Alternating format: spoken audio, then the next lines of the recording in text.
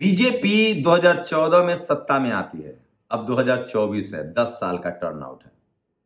आज सारे टीवी अखबार जो पहले से ही कह रहे थे 400 पार, वो आज बीजेपी को 300 दिखाएंगे। तो मैं तमाम दलित, पिछड़े, किसान, आदिवासी, अल्पसंख्यकों से गुजारिश कर रहा हूं कि आप बिल्कुल टीवी ना देखें। कांग्रेस ने अच्छा बायकॉट किया है कि हम जाएंगे नहीं एग्जिट पोल में। लेकिन सच क्या है? सच ये है कि अगर बीजेपी चुनाव जीतेगी, नहीं जीतेगी, वीडियो देखिए, 2-3 मिनट में आपको पता चल जाएगा। बिहार में बीजेपी को नुकसान हो रहा है। बिहार में पिछली बार उसको 39 सीटें थी। अब बताइए बीजेपी कैसे जीतेगी? अगर 10 सीट का भी नुकसान हुआ तो बीजेपी 290। झारखंड में अगर 10 सीटों का नुकसान हो गया, 14 सीटें हैं, तो सोचिए 280। अगर यूपी में 25 सीटों का, 30 सीटों का नुकसान हो गया तो सोचिए कितना हुआ बीजेपी?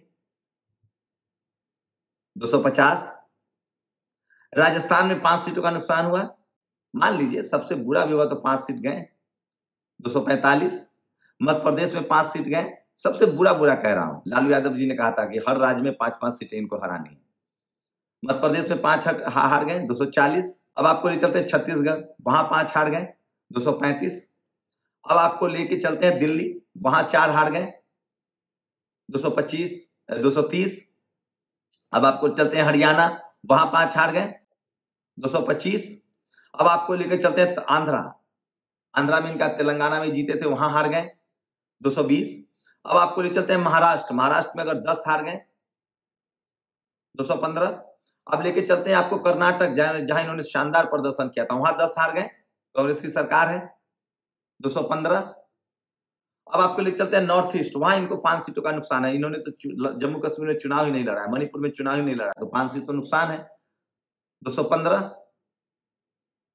अब आपको ले चलते हैं उड़ीसा में ये गेन कर सकते हैं, मान लीजिए बंगाल में गेन कर सकते हैं, यही 2 जगह ना।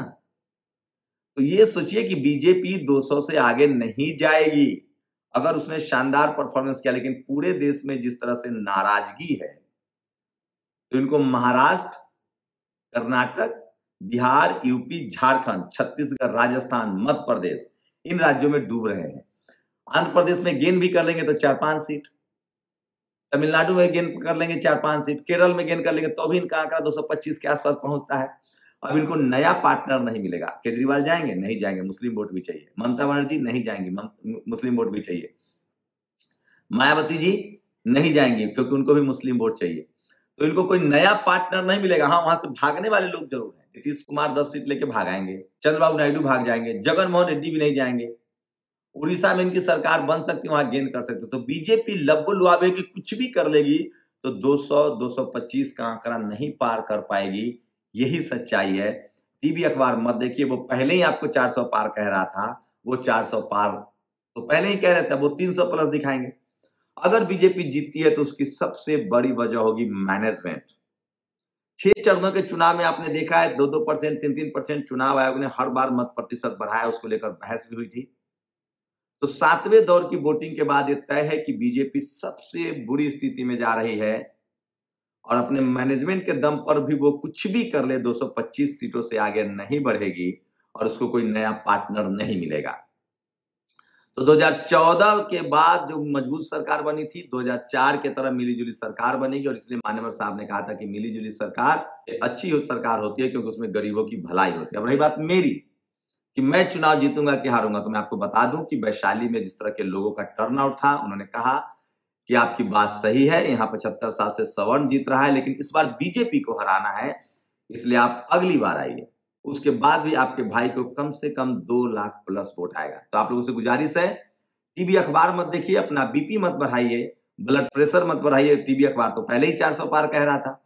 इस बार 90% लोगों ने अगर टीवी अखबार देखना बंद कर दिया तो इनकी रेटिंग गिर जाएगी और ईमानदार हो जाएंगे। अगर बीजेपी आ भी जाती है तो भी ये सुधर जाएंगे, पत्रकारिता करेंगे। बीजेपी सिर्फ टीवी अखबार के दम पर है, लेकिन सोशल मीडिया ने जिस तरह से बीजेपी की पोल खोली है, वो चुनाव नहीं जीत रही है क्योंकि हर राज्य में बीजेपी को नुकसान हो रहा है। फायदा सिर्फ उसे उड़ीसा और बंगाल में हो सकता है, बाकी हर जगह नुकसान हो रहा है। तो ये सबसे बड़ा अपडेट था। आप टीवी अखबार देख रहे हैं तो अपना बीपी हाई कर रहे हैं, अच्छा खाना खाइए, एक्सरसाइज कीजिए, गर्मी से बचिए। शुक्रिया। नेशनल दस्तक की आपसे गुजारिश है कि अगर इसको बचाना चाहते हैं तो नेशनल दस्तक को सब्सक्राइब करने के लिए रेड कलर के सब्सक्राइब बटन को दबाएं फिर बेल आइकन की घंटी दबाएं। नेशनल दस्तक को बचाने के लिए बहुत जरूरी है कि हर खबर को शेयर करें, लाइक करें, कमेंट जरूर करें।